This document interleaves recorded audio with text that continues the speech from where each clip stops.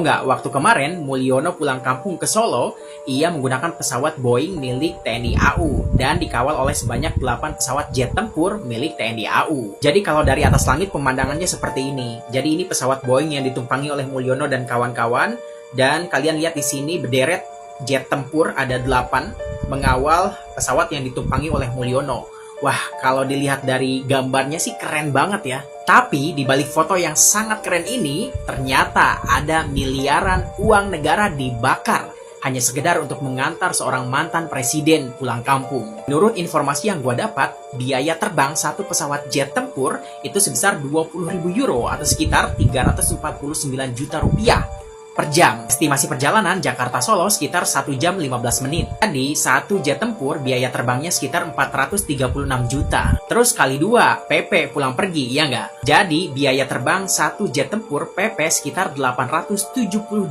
juta rupiah. Terus kali 8, jadi sama dengan 6 miliar 976 juta rupiah. Uang negara dihabiskan hanya sekedar untuk mengantar pulang Mulyono ke kampungnya. Gua tahu nih, para pendukungnya pasti bilang kayak gini, loh wajar dong, dia kan seorang mantan presiden Indonesia. Ya, kalau sampai menghabiskan miliaran uang negara hanya sekedar untuk mengantar seorang mantan presiden pulang kampung, ya nggak wajar dong. Karena rakyatnya masih banyak yang nggak kebeli beras tuh buat makan. Katanya pemimpin sederhana. Kalau mau contoh tuh mantan Perdana Menteri Belanda. Meskipun dia sudah menjabat sebagai Perdana Menteri selama 14 tahun, tapi pas pulang kampung ya dia pulang kampung aja cuma pakai sepeda doang. Para pendukungnya Mulyono lihat nih, 14 tahun menjabat PM Belanda Mark Rutte tinggalkan kepemimpinan dengan sepeda. Nah ini baru namanya pemimpin sederhana asli tanpa pencitraan. Terus gue yakin nih pasti ada pendukungnya Mulyono yang komen kayak gini, ya mungkin mantan PM Belanda itu rumahnya deket kali jadi bisa pulang naik sepeda doang. Lah bukan itu esensinya. Esensinya adalah gimana seharusnya si Mulyono ini mencontoh kesederhanaannya. Ya tapi mau gimana lagi ya, namanya juga Mulyono, bahkan setelah tidak menjabat pun tetap TNI AU. Gini, Mbak Nana yang pintar, jurnalis yang terkenal dengan intelektualnya dan lain-lain. Pak Jokowi itu kan mantan presiden ya, yang mana bahkan di undang-undangnya pun sudah dijelaskan walaupun sudah tidak menjabat menjadi presiden, Pak Jokowi itu masih mendapatkan pengamanan dari negara. Ya, mantan-mantan presiden lah. Kan ada undang-undangnya toh, mantan-mantan presiden itu tetap mendapatkan pengamanan dari negara sesuai dengan undang-undang. Prosedur pengantaran Pak Jokowi pakai TNI AU itu kan sudah disiapkan juga gitu dari jauh-jauh hari. Memang kepulangan Pak Jokowi ke Solo itu disiapkan oleh negara untuk naik pesawat dari TNI AU, bahkan dikawal tuh. Apalagi belum ada sehari pelantikan itu langsung pulang kan, nggak ada yang salah. Yang salah itu adalah Mbak Nana yang ngomong kalimat nebeng, itu yang salah sebenarnya. Ya masa nebeng sih Mbak Nana? Nggak dong ya, kayak kurang pantas gitu dengan keluarnya kata-kata nebeng itu di mulutnya Mbak Nana. Kayak kok bisa sih ngomong nebeng? Orang satu ini sering melakukan ucapan-ucapan, pernyataan-pernyataan yang kontroversi, termasuk di saat dia membuat pernyataan darurat demokrasi dengan menampilkan lambang negara kita burung Garuda berwarna biru, berlatar belakang warna biru. Dia mengatakan darurat demokrasi. Pernyataan-pernyataannya ini teramat sangat kontroversi. Termasuk yang baru-baru ini dia mengatakan Pak Jokowi nebeng. Apa maksud dan tujuan dia berbicara seperti itu? Pak Jokowi tidak meminta diantarkan menggunakan pesawat TNI Angkatan Udara untuk pulang ke Solo. Hal itu dilakukan karena perintah Bapak Presiden terpilih, yaitu Bapak Prabowo Subianto. Kenapa mesti itu dilakukan? Karena penghargaan pemerintah atas dedikasi Bapak Jokowi selama 10 tahun menjabat sebagai presiden.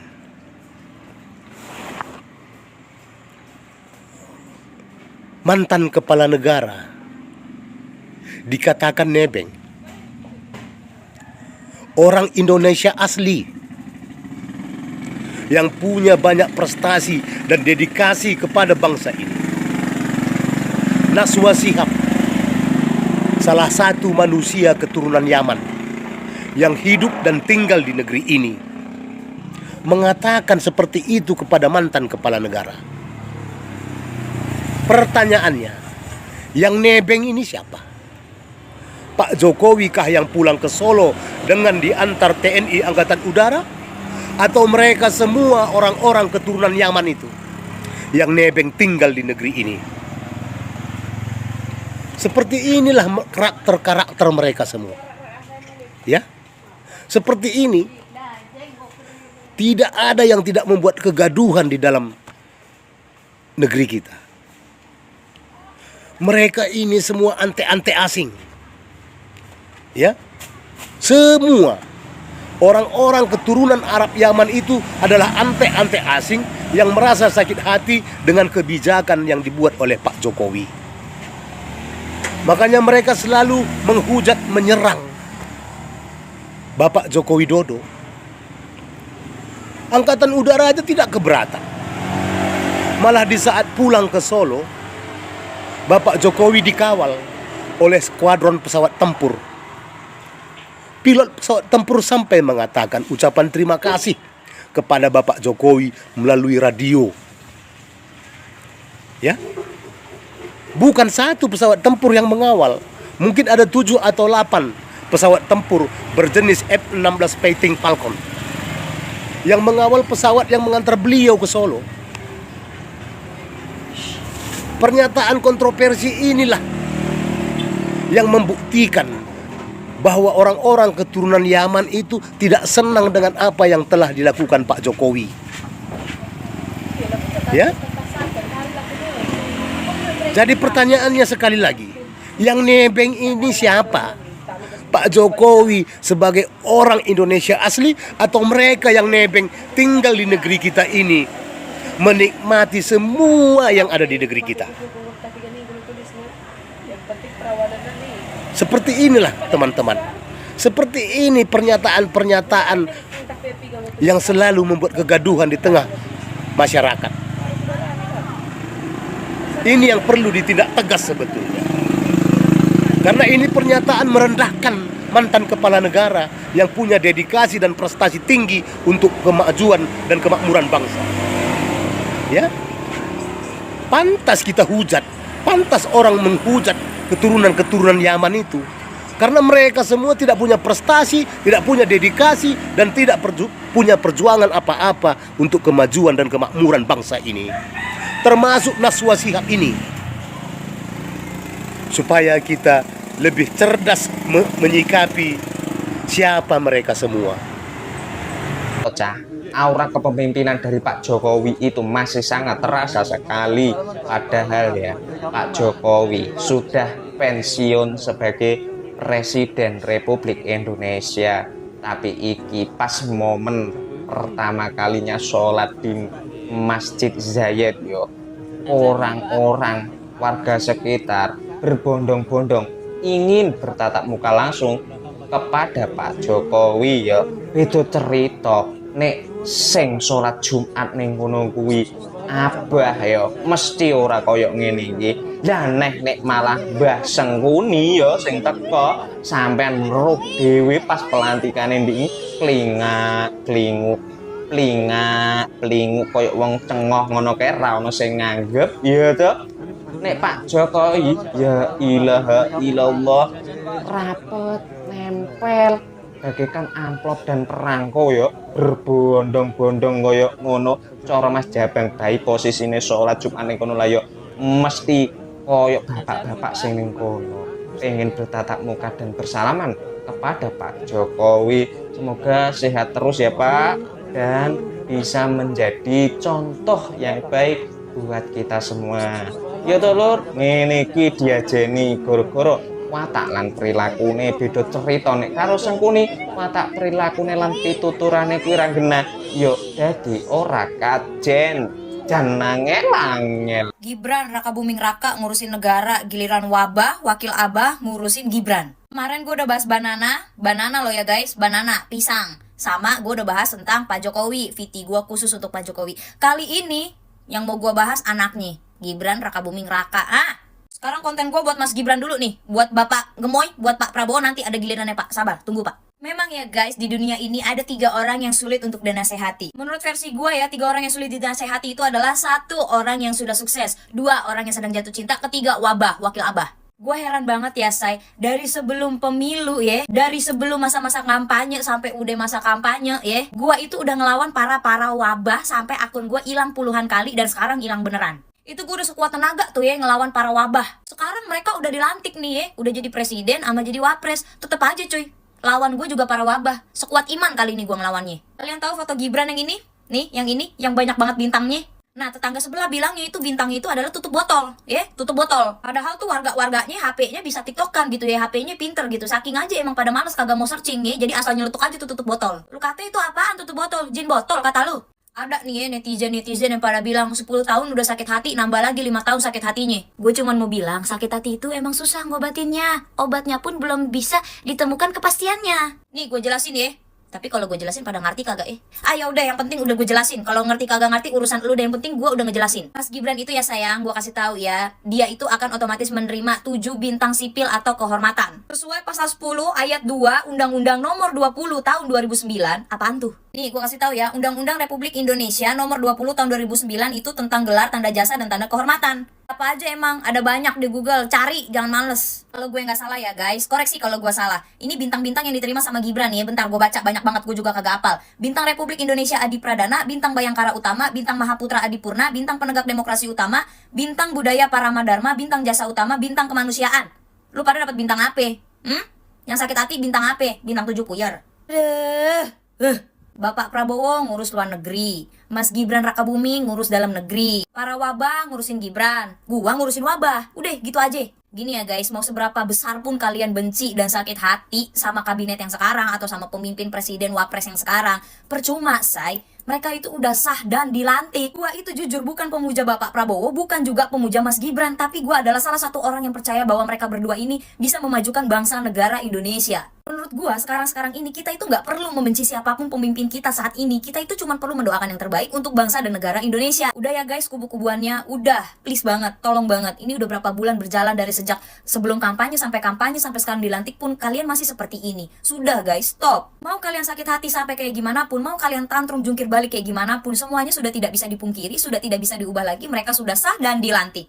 Menerima kekalahan itu memang tidak mudah guys. Butuh jiwa besar, jiwa sportif. Buat kalian yang masih sakit hati, coba move on deh. Susah sih emang move on, tapi harus kan. Kadang keinginan kita itu memang tidak sesuai dengan apa yang kita mau, tapi kita nggak pernah tahu. Siapa tahu itu memang yang terbaik kan. Bye, salam damai.